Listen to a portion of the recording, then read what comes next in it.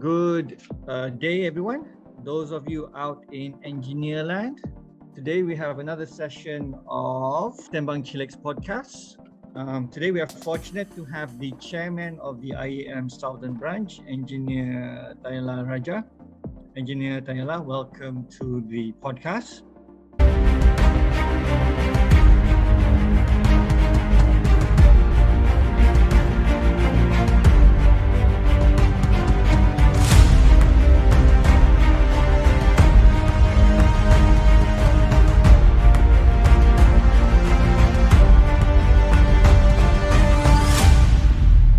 Let's start off, Engineer Thayala. Perhaps we can start off with the introduction from yourself, introduction of the branch, and then as you introduce your branch, maybe mention what the great successes of the branch is. So over to you, Engineer Thayala. Thank you, Engineer Wata. Thank you. Just for the benefit of the audience, I am based in Johor Bahru. This telecast is done via online, and I'm doing it from Johor Bahru. Now, basically, I have been with IEM for more than 15 years, even much earlier, but active in the committee over 15 years. I started off with an engineering interviewer, professional interviewer. Then along the way, I moved up, and I have been the chairman since March 2022. My term as a chairman is 2 years, so my term ends in 2024 March. Yeah. So it's a very challenging and very prestigious position. I have got under my care 5,600 members in IEM Southern. Now you may wonder what is IEM Southern. Basically, Johor is situated in a way where some of our members are working in Singapore, but the address is in Johor Bahru. So it has been reclassified as IEM Southern to accommodate the members who are not in Johor, not working in Johor Bahru, but residing in Johor Bahru. Now, we have very good working relationship with past chairman. Yeah, we have 28 of them in our group. IEM Southern started in 1971. Yeah, and now it's 2023. We have got 28 past chairmen, and I value them very well. And one of them became the IEM president, the national president, and one of them currently is the IEM vice president. So we are pleased to have them also still functioning and still connecting with the branches. Now, we as a branch, it's very important that we develop engineers to be better engineers as a branch. That's our main objective. We are an NGO, so profit motive is not our main element, and all our committee members are voluntary. They don't get paid a single cent. More so, they had to spend their money, right? We have a good reputation with the government agencies and all the government-linked agencies and government departments, and this is our duty as well to keep in touch with them. Now, one of the greatest achievement in IEM last year was IEM Southern Branch spearheaded and took an initiative, a lead role, I would say, to develop a guidebook called Engineering Guideline on the Prevention and Control of Dengue. This is a milestone because this is a national guidebook, and now it's being shared with all the local councils, consultants, architects on how to prevent dengue. We have the engineering guidelines. Yeah? Our own 3-story building is also functioning as a training center where we have 35 over people, and our ground floor is also tenanted. Last year, IEM Southern Branch had a very important year. We organized the midterm CAFIO in August, which is a very important meeting consisting of the ASEAN Federation of Engineering Organization, and they have meetings every midterm, and it's the first time IEM Southern was given the honor to organize. It was a good. I felt it was very good, and we had good teamwork and good recognition, and it was also good for all the branches from HQ plus all the branches to come down and meet us. We had good support from the state government because this involved visitors coming from outside Malaysia, so the state government was also involved in helping them. We also have a very active young engineer society. They call it as YES, which are the backbone of the IEM Southern Branch. Okay. These are the main pillars of us. And of course, we do a lot of programs, which I'll share with you later, Engineer Water. I may have missed one or two, but generally that's the basic direction we are taking. Thank you, Engineer Water. Okay. Okay, yeah, Engineer Thayala, thank you. Sounds like you've got a lot of activities in the branch, lots of things on your plate. With all that, what do you think what do you think the focus of the branch has been during your past and continuing tenure? Maybe goals have been on track, Engineer Thayala. Yeah. Before I talk about my goals, I have a bigger challenge. We are a volunteer organization, and after the lockdown, people are getting busy, and I have constraints on getting my committee to go on full steam, although they're committed, but their time is so limited that I have many visions in my plan, but I feel I am handicapped by volunteers. And this is some of the things. So what we have done was we have roped in our past chairmen also to come in, because as a branch, we have a very limited number of volunteers.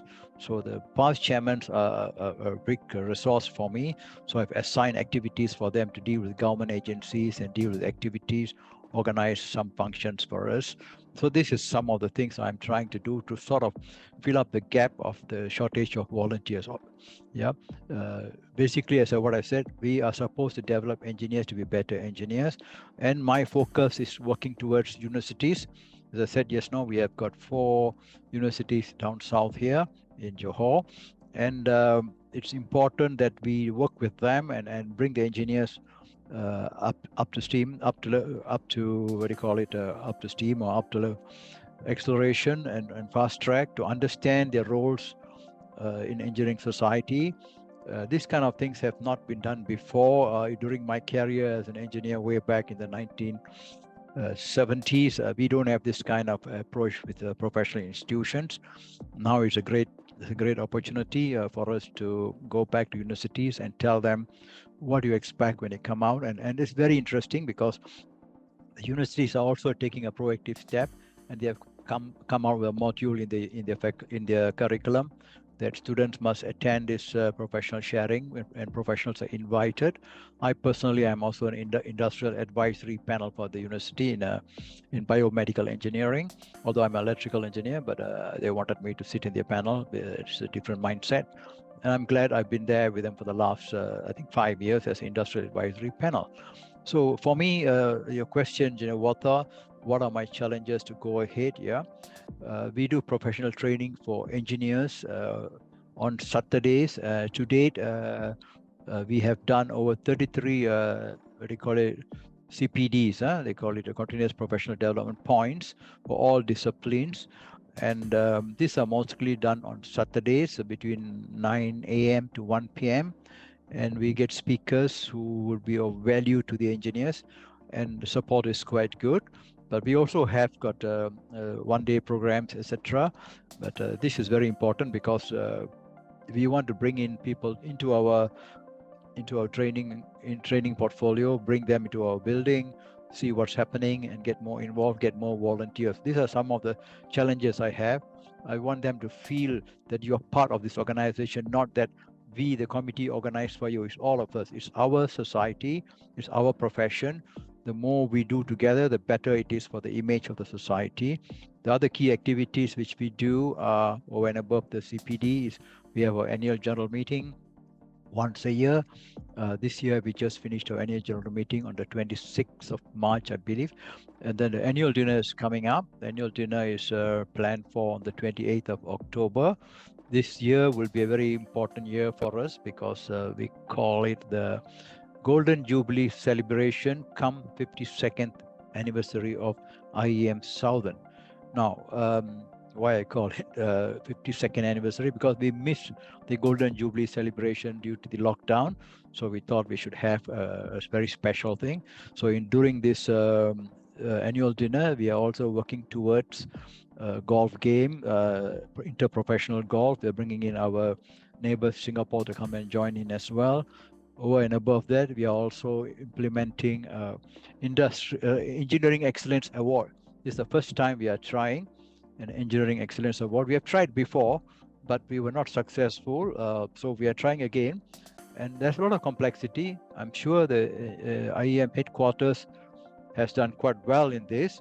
Having attended your AGM just a few on Saturday, I found you have done very well, but we are doing it for the first time.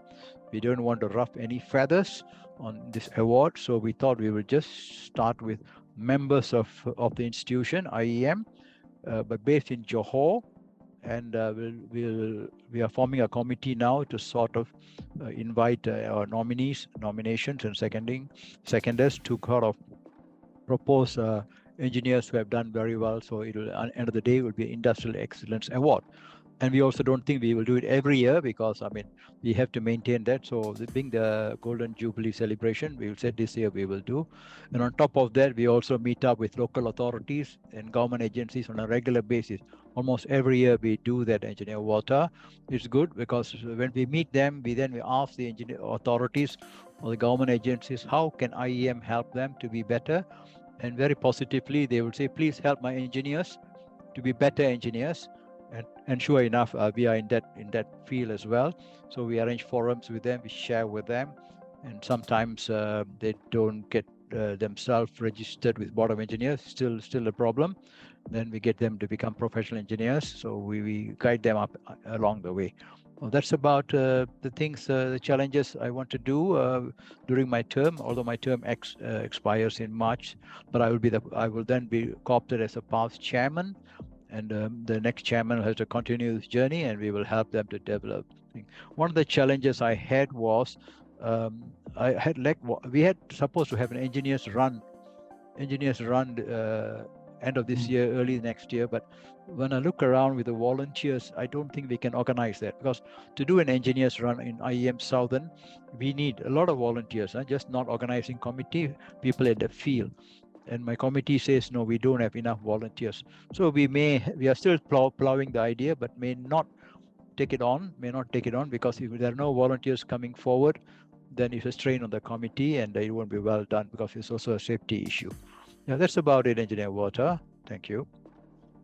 Thank you, Engineer Thayala. I'd like your focus a bit on the inclusiveness, whether it's with the universities or whether it is with the engineers out there, encouraging them to come into the IEM. And for our listeners out there, don't forget the date, 28th October, which will be the Southern Branch annual dinner, come Golden Jubilee celebration. I think I've got the date correct. So if there's seats available,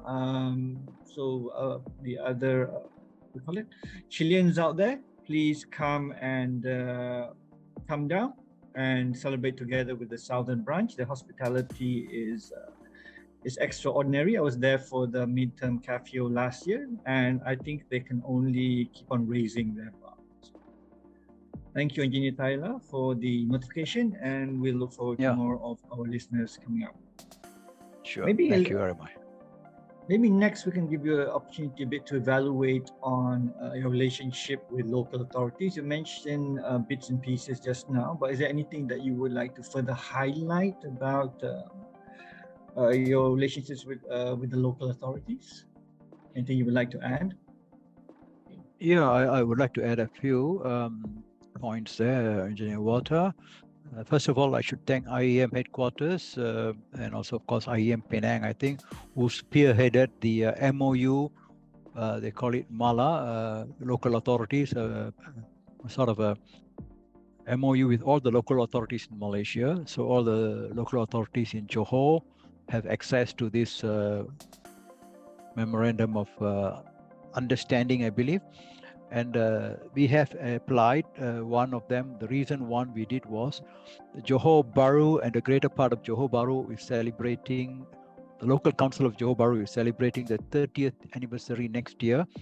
And they have a plan to include the greater part of Johor Bahru into a sustainable city, right? A sustainable city. And so we have been having there's a group, volunteers involving developers, consultants, architects, contractors, and of course NGOs like IEM, one of the few NGOs who have been pleased to be invited.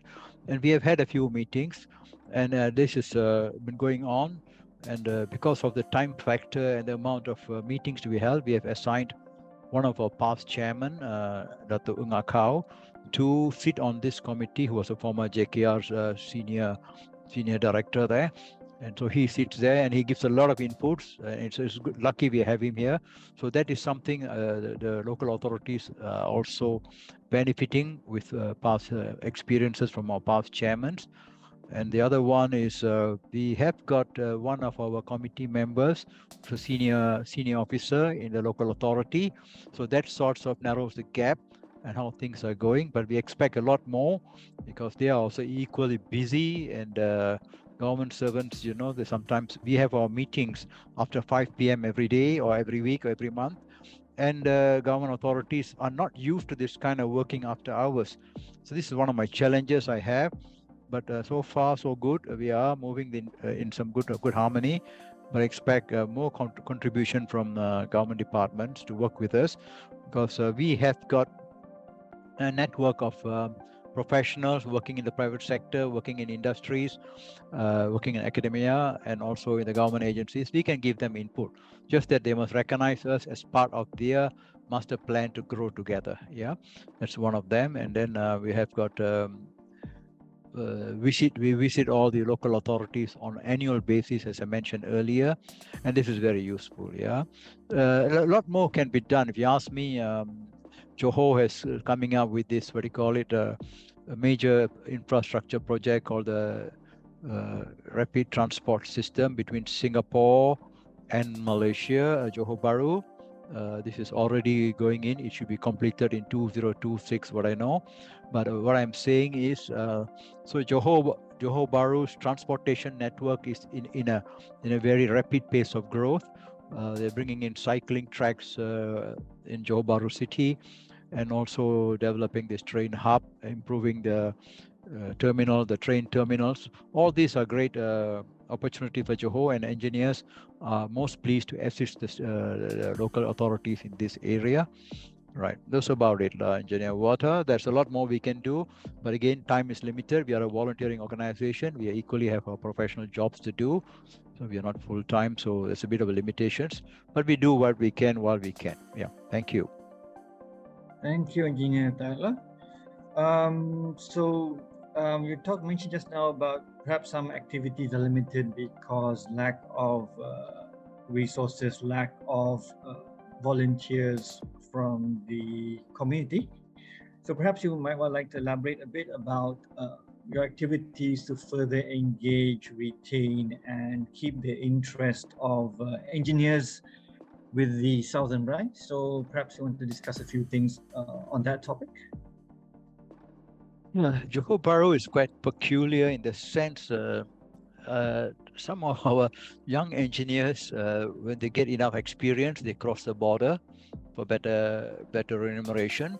And even my young engineer society, where there are more than 10 engineers, I think 7 or 8 of them are already working in Singapore, but they are in the committee. So can you imagine working in Singapore and representing a committee, traveling daily? The working hours are limited. And this is not going to see any better. I don't see much improvement, because the currency exchange is already getting the youngsters to move across.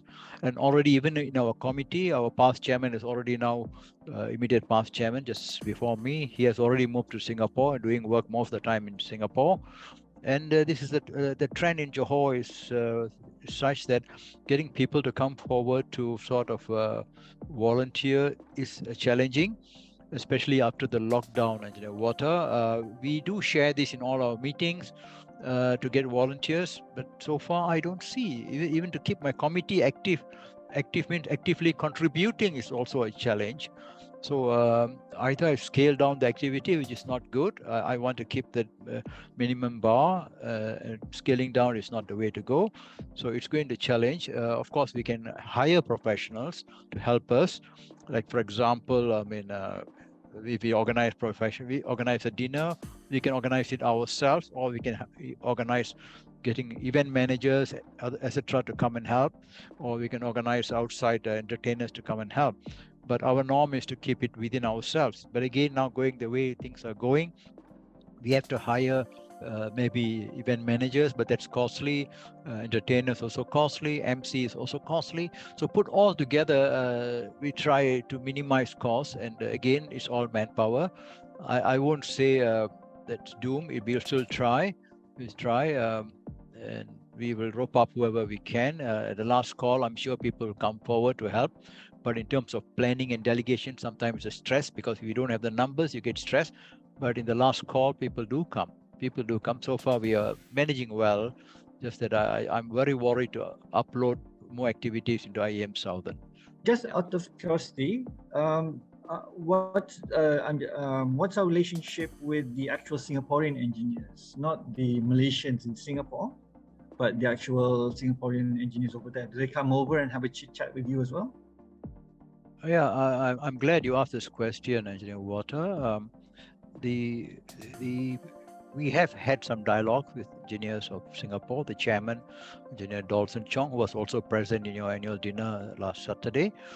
He was there with us, with his committee, some of his committees. We discussed about how we can work together, and we discussed a number of collaborations. Finally, we realized the area which we can collaborate is on the young engineers. So the young engineers had, after the session, they were invited to Singapore to go to the university. And of course, there's also a plan, which is not the first time. They have been doing this before, but this time we sort of update ourselves with the Engineer Society of Singapore, that our engineers from the university, UTM, will be going over. And that's a good network. And then, of course, Engineers Singapore did invite our engineers, our young engineers, from the university, to sort of young graduates. My apologies, the undergraduate from the university, to sort of participate in their they call it innovation programs, right? So Johor has their own innovation program called INVAC. UTM invites all the universities in Malaysia. So they are trying to invite Singapore in, but now this is the other way around. Singapore also wants us to get involved with their universities, and this is a win-win formula, and I'm sure we'll develop more. The biggest challenge I have is crossing the border, right? Crossing the border and the time factor and the working hours. Here, universities are off on Thursdays and Fridays. And Singapore is Saturdays and Sundays, so this kind of local issues are there, but that's not a major issue or stumbling block to that. On top of that, we have got other programs lined up. The social gatherings are lined up with Singapore. For example, Singaporeans love to come to Johor for golf, so they have asked us to organize golf. So we are organizing a golf session on our annual dinner date on the 28th of November. The morning session will be a golf session where professionals and Singaporean professional engineers can come and join in. So this is a fellowship, but this is not the first time. We have done it before. It's going in. There's a lot of things we can do with our neighbors. It's just that what you want to do. My vision, which is a bit far-fetched vision, Engineer Water, because I don't know whether I can do this in my term. How can Singapore help Malaysia to reduce the impact on the manpower? Yeah. When I say, let me explain a bit more.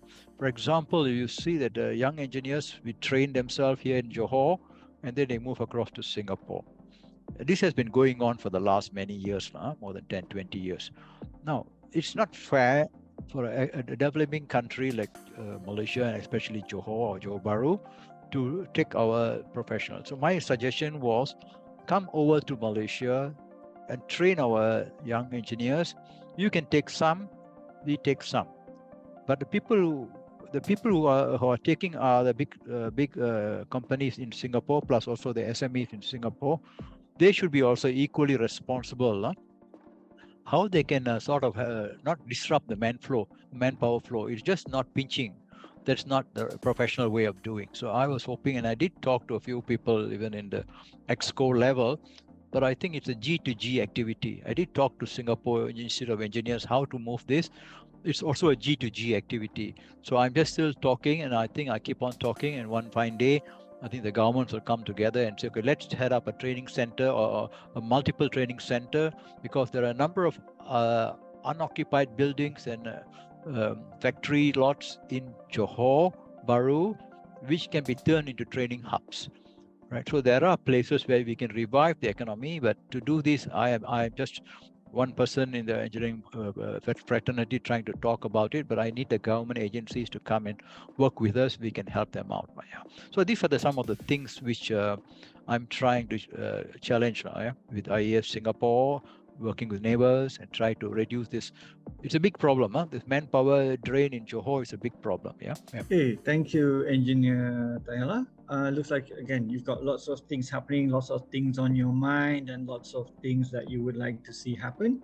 How can the HQ assist, or we can collaborate together as one big IEM to make the best of our resources? What are your thoughts on that?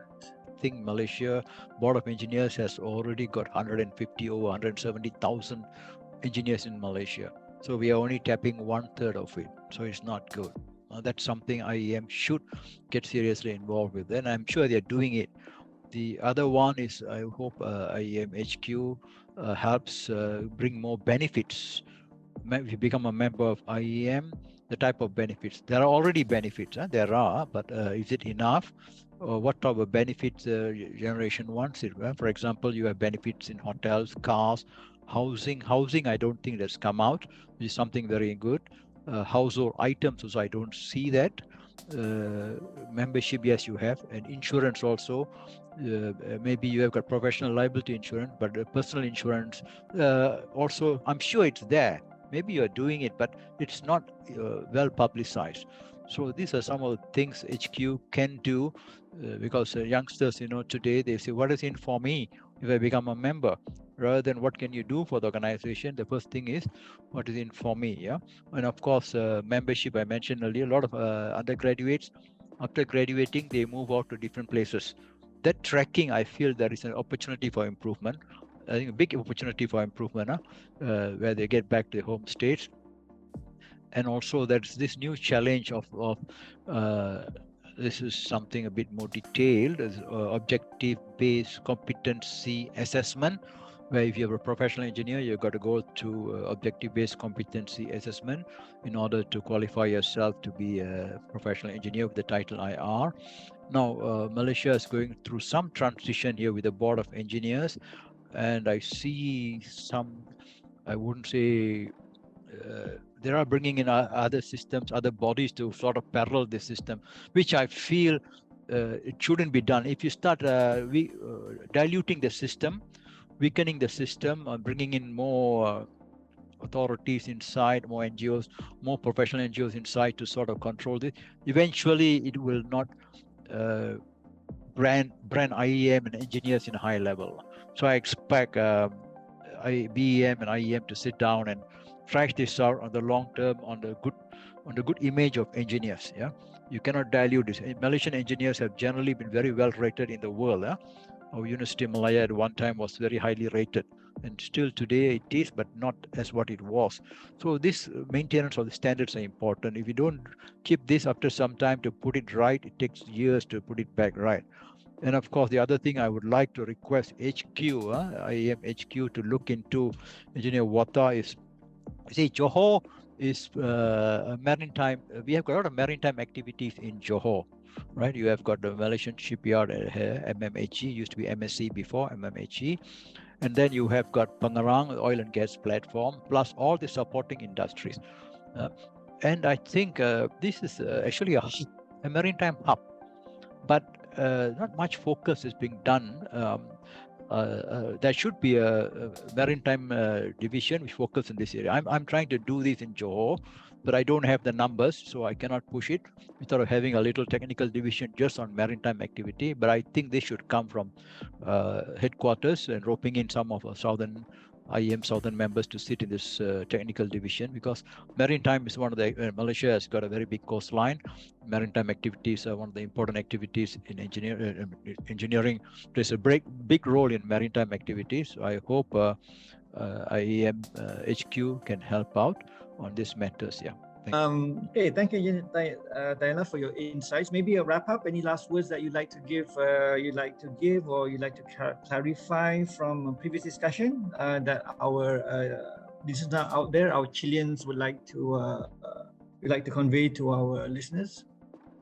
Yeah, I've got one point which I overlooked just now. There is this, they call it STEM education, yeah? Science, technology, engineering, mathematics is an important thing for schools, and how IEM can play. IHQ, our current president, Madam President, has already asked all the branches, and I'm sure the previous presidents have also done it, to get involved with this STEM education in schools. There was many years ago MOU with Education Ministry to encourage IEM to work with schools, but there are some setbacks here. My young engineers were very focused. Last year, I asked them to go and see the Director of Education and discuss with him how to do and show these letters which we have approved. And I was quite disappointed. I didn't get much feedback from the ministry. Yeah, that is something I feel HQ can really get down, and the young engineers can be empowered through the branches. Yeah. The other one I forgot to mention to you is on this dengue guideline. That's a big feather. That's a big feather for IEM Southern. Although I did mention in my opening address, we did come out with a guidebook, engineering guidelines on the control and prevention of dengue, but we didn't stop there. Yeah, we are still actively involved, walking the talk. One of our past active members, Engineer John Chia, is now 82 years old, and he's still pushing. He's going around meeting local councils in Penang, in Malacca, of course in Johor he has covered. He has gone right as far as Sabah to take this book, which is an engineering guidebook, and telling them that consultants and engineers, authorities must use this book. So this is actually started off with IEM Southern, and I think 4 of our members are very active. I am also equally active in this. So these are the things which I feel engineers can contribute to society. Yeah, it's just not about money making; it's about social engineering, getting involved. Yeah, so I would like to thank my young engineers, my secretariats, who have contributed quite a lot, and of course IEM giving us a platform to serve the community. Thank you, Engineer Thayala. So our audience, we will Engineer Thayala, again, Chair of the Southern Branch, has shared his ideas, his visions, his past successes, his future targets, and something for thought that the IEM HQ needs to chew on, so that together we will continue having IEM as a whole, a learned institute for the benefits of our engineers, whether those that have served or those which are coming up to serve. So with that, we end this podcast. Again, thank you, Engineer Thayala, for your time. And then again, the listeners out there, please subscribe, please like, and then keep in touch with the IEM via all our official channels. So with that, I would like to say goodbye, thank you, and have a safe afternoon.